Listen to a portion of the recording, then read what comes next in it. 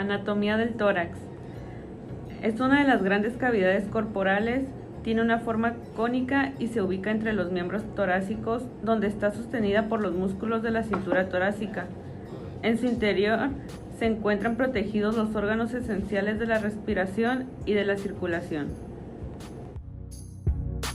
Los pulmones están conformados por lóbulos, 3 en el pulmón derecho y 2 en el izquierdo. Estos lóbulos a su vez se subdividen en segmentos más pequeños. Por ejemplo, segmento inferior, superior o medio. A su vez, dentro de los lóbulos pulmonares discurre un sistema tubular bronquial, es decir, los bronquios principales izquierdo y derecho se van subdividiendo disminuyendo progresivamente su diámetro en bronquios, bronquiolos y alvéolos. Los alvéolos están recubiertos por una pared capilar, un tejido extremadamente fino de algunos micrómetros de espesor entre los alvéolos y los capilares llenos de sangre. Realiza el intercambio, es decir, el proceso de difusión entre el aire que se toma y la sangre. Cuando la sangre fluye a través de los capilares pulmonares, los glóbulos rojos se unen al oxígeno y desprenden el dióxido de carbono. Los bronquios y todo el sistema tubular pulmonar se encargan de transportar el aire desde la tráquea hasta los alvéolos. La tráquea se extiende paralela a la columna vertebral hasta la altura del corazón aproximadamente. Aquí, la tráquea se bifurca para formar el bronquio principal derecho y el bronquio izquierdo. Cada bronquio tiene ramificaciones progresivas arboriformes que llegan al pulmón derecho y al izquierdo. El bronquio derecho se divide en 3 lóbulos más pequeños, uno se sitúa arriba, otro en el medio y otro abajo. El bronquio izquierdo se divide en 2 lóbulos, el superior y el inferior. Cada lóbulo tiene también su propio bronquio, que avanza por el interior del lóbulo y se divide en segmentos. El sistema conductor de aire se ramifica cada vez más. Los bronquios tienen la misma estructura que un árbol, cuyas ramas son cada vez más delgadas. La ramificación más pequeña desemboca en los alvéolos pulmonares, que forman una protuberancia en forma de uva en el extremo exterior del árbol bronquial. Los alvéolos están cubiertos por un tejido elástico conectivo y por un sistema de vasos sanguíneos. En esto se produce el intercambio de gases. Los pulmones están rodeados de forma individual por la pleura. La pleura tiene una enorme importancia para la respiración. Cada pulmón está totalmente cubierto por la pleura. Solo se interrumpe en el hilo pulmonar, donde los vasos sanguíneos y los bronquios principales entran en los pulmones. La capa externa de la pleura se llama pleura parietal y recubre la parte interior de la caja torácica. Además, la pleura parietal separa los pulmones hacia la mitad de la caja torácica, con el llamado mediastino. En el mediastino se encuentra el corazón y por él pasan la aorta, las venas y arterias pulmonares, la tráquea y el esófago. La pleura visceral recubre la superficie de los pulmones, mientras que la pleura parietal recubre a la cara interna de la caja torácica en la que se encuentran estos. Las 2 capas de pleura se encuentran próximas entre sí, pero entre ellas se halla un líquido en pequeña cantidad que amortigua y permite que los pulmones puedan expandirse durante la inspiración. Por el mismo principio, el pulmón se expande gracias a la acción del diafragma. El diafragma es una ancha capa muscular que separa el tórax del abdomen. Está ligeramente curvado hacia arriba. Cuando la capa muscular se contrae, el diafragma se aplana. Mediante esta tracción, los pulmones se expanden y el aire puede entrar. La respiración humana abarca todos los procesos en los que interviene la absorción de oxígeno del aire y la expulsión de dióxido de carbono. En la respiración se distinguen 3 pasos principales divididos en ciclos: el ciclo pulmonar, el ciclo circulatorio y el ciclo celular. Ciclo pulmonar. En la inhalación, el pecho se levanta y se expande. Esto se logra mediante la contracción del diafragma y la contracción de los músculos intercostales y respiratorios, gracias a los cuales las costillas y el esternón se levantan.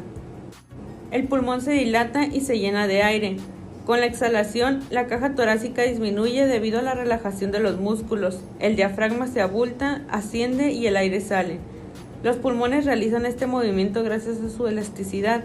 El aire inhalado contiene cerca de un 21% de oxígeno, un 79% de nitrógeno y un 0.4% de dióxido de carbono. En la última fase de la exhalación, el aire de los alvéolos contiene solo un 14% de oxígeno y 5.6% de dióxido de carbono. Ciclo circulatorio. La respiración interna consiste en el transporte de oxígeno y dióxido de carbono de la sangre a las células. Las células toman oxígeno de la sangre y desprenden dióxido de carbono hacia esta. Este intercambio de gases depende de la presión parcial. La presión parcial del oxígeno en los alvéolos es mayor que la sangre de los pulmones. Por ello, los alvéolos son capaces de absorber el oxígeno. En el pulmón existen diferencias de presión.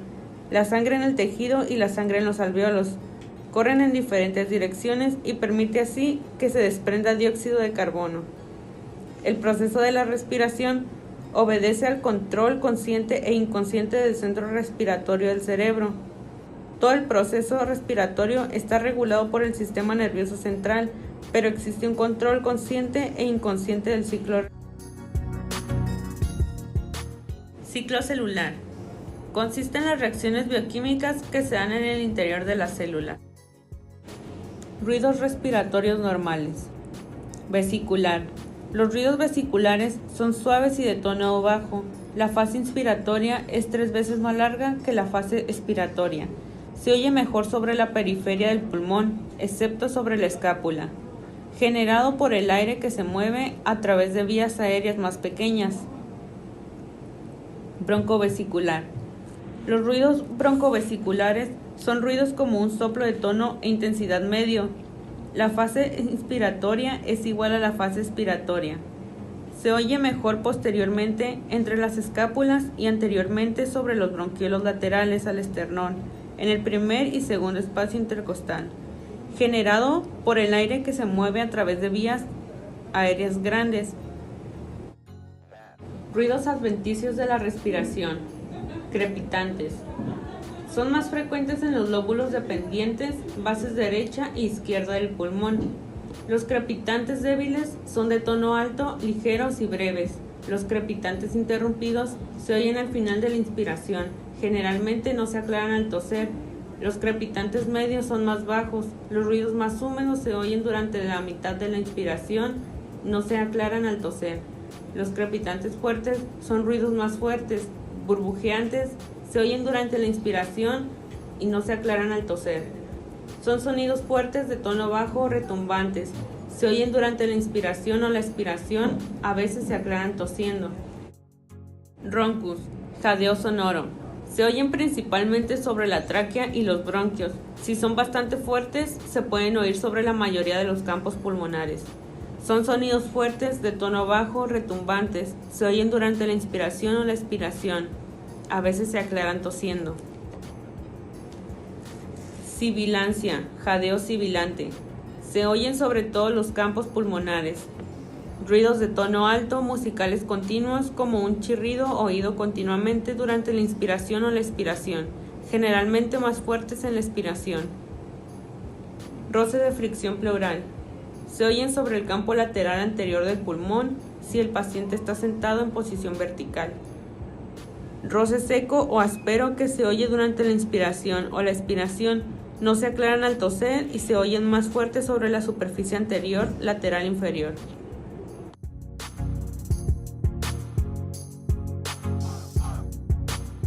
Buenas tardes, mi nombre es Kareli, soy estudiante de enfermería en UAS Valle de Las Palmas. Le voy a hacer un par de preguntas y las voy a estar anotando. ¿Me puede decir la fecha? Hoy es 13 de noviembre de 2018. ¿El lugar en el que se encuentra? En la biblioteca. ¿Su nombre completo? Sí, Hilary Sánchez. ¿Su edad? 20. ¿Fecha de nacimiento? 29 de marzo del 98. ¿Estado civil? ¿Conoce su grupo de sangre? No. ¿Escolaridad? Preparatoria. ¿Ocupación? Estudiante y barista. ¿Religión? Católica. ¿Tiene algún teléfono de referencia? Sí. 661-102-31. ¿En qué lugar nació? Tijuana. Ahora le voy a preguntar sobre sus antecedentes familiares. Le voy a preguntar si están vivos o muertos y cuál fue el padecimiento o causa de defunción. Abuelo, paterno, Vivo. Abuela materna, Vivo. abuelo materno, Muerto. causa, Cirrosis. abuela materna, Vivo. papás, Vivos. hermanos, tíos. Vivos. Ok. Le voy a preguntar sobre su vivienda. ¿Me podría decir si es propia, rentada o...? Es propia. Ok. ¿De qué material está construida? De bloque. ¿Cuántas habitaciones tiene?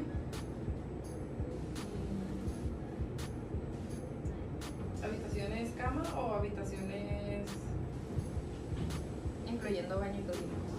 y todo eso? Sí. Ok. Como 100. ¿Y cuántas personas viven? 4. ¿Cuenta con todos los servicios? Sí. Agua, gas, Sí. pavimentación, drenaje, Sí. internet, Sí. televisión, alumbrado, recolección de basura, Sí. luz. Sí. ¿Tiene alguna plaga? Plaga Como cucarachas, hormigas. creo que hormigas. ¿Tienen animales domésticos? Sí.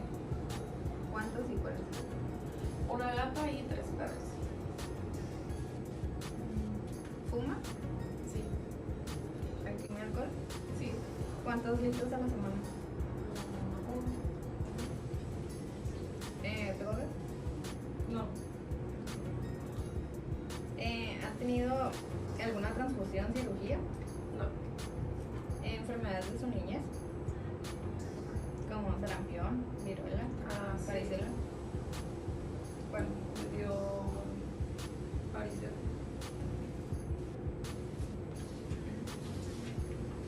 ¿Tiene alguna enfermedad crónica como diabetes o hipertensión?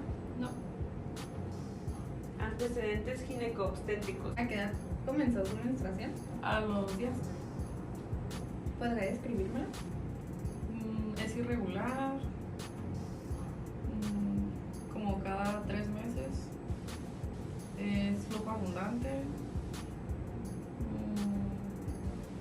Con coágulos los primeros días. Me dura una semana el periodo. Y no sé.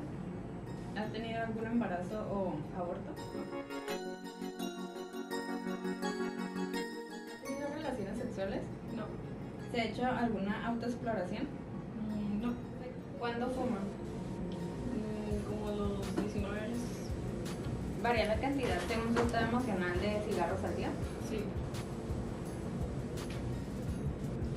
¿Cómo influencia la realización de las actividades de la vida cotidiana en su respiración? Pues. Normal, o sea. ¿Tiene conocimiento sobre una respiración correcta? Sí. ¿Conoce o utiliza alguna técnica que cree que le mejoran en su respiración? Sí. Como por ejemplo. Yoga.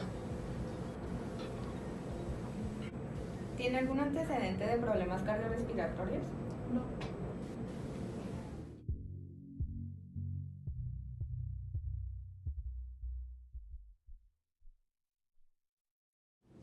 Se debe comenzar la exploración del tórax posterior observando cualquier signo o síntoma en otros sistemas corporales que indiquen problemas pulmonares. La enfermera también debe valorar la frecuencia y el ritmo respiratorio. La palpación del tórax posterior proporciona más información sobre el estado de salud del paciente. Hay que palpar los músculos torácicos y el esqueleto para ver si hay bultos, masas, pulsaciones o movimientos inusuales. Si el paciente refiere dolor o sensibilidad, se debe evitar la palpación profunda. Los fragmentos de costillas fracturadas podrían desplazarse contra los órganos vitales. Normalmente, la pared torácica es insensible. Si hay una masa sospechosa o una zona hinchada, hay que palpar ligeramente para ver si tiene el tamaño, la forma y las cualidades típicas de una lesión. Se deben poner los pulgares separados 5 centímetros apuntando hacia la columna vertebral, con los dedos apuntando lateralmente Se presiona con las manos hacia la columna vertebral, de manera que entre los pulgares aparezca un pequeño pliegue de piel. No se deben deslizar las manos sobre la piel. Se dice al paciente que expire y después haga una respiración profunda. La enfermera observa el movimiento de los pulgares. La excursión torácica es simétrica, separando los pulgares de 3 a 5 centímetros. Una excursión torácica reducida puede estar causada por dolor, deformidad postural o fatiga.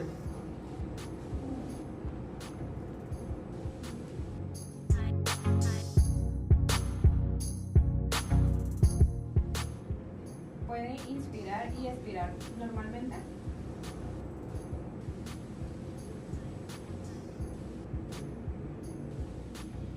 La auscultación valora el movimiento del aire a través del árbol traqueobronquial y detecta moco o vías aéreas obstruidas. Normalmente el aire fluye a través de las vías aéreas en un patrón no obstructivo. Reconocer los sonidos generados por el flujo normal del aire permite a la enfermera detectar los sonidos provocados por una obstrucción de las vías aéreas. Hay que seguir el mismo enfoque sistemático al escuchar que fue usado para la palpación. Hay que poner el diafragma del estetoscopio firmemente en la piel sobre la pared torácica posterior entre las costillas. El paciente cruza los brazos en el tórax y mantiene la cabeza inclinada hacia adelante mientras respira lenta y profundamente con la boca ligeramente abierta. La enfermera debe escuchar una inspiración y una expiración completas en cada posición del estetoscopio. Si los sonidos son débiles, como en los pacientes obesos, se pide al paciente que respire más fuerte y más rápido temporalmente. La enfermera debe auscultar para ver si no hay sonidos respiratorios normales y sonidos adventicios o anómalos. Los sonidos respiratorios normales se diferencian en las características en función de la zona pulmonar auscultada. Los sonidos broncovesiculares y vesiculares normalmente se oyen en el tórax posterior. La auscultación del tórax anterior sigue un patrón sistemático comparando los lados derecho a izquierdo.